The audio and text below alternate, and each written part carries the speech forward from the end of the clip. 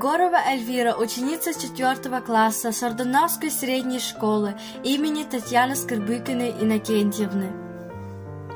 Вашим вечным неизменным другом, Макаром Девушкиным. Ах, душенька моя, что это вы опять в самом деле стали писать? О чем вы блажите-то? Да как же мне ходить к вам так часто, матушка, как? Я вас спрашиваю, разве темнотою ночной пользуясь?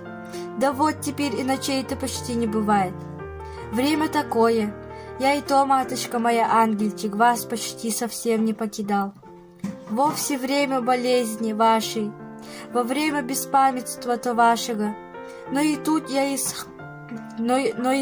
сам уж не знаю, как же все эти дела обделывал. Да и то потом перестал ходить, ибо любопытствовать и расспрашивать начали здесь. Уж и без того сплетни заплелась какая-то. Я на Терезу надеюсь.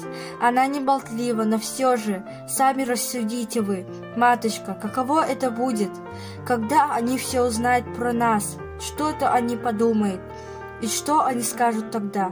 Так вот, вы скрепите сердечко, матушка, да переждите до выздоровления, а мы потом уж так вне дома где-нибудь рандеву дадим.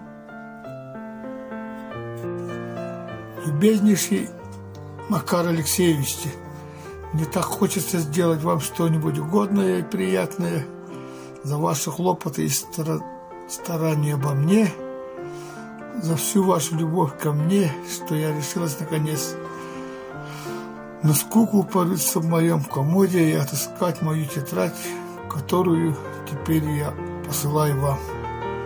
Я начало и еще счастливое время моей жизни вы часто с любопытством расспрашивали о моем прежнем бытие, о матушке, о Покровском, о моем пребывании у Анны Федоровны и, наконец, о недавнем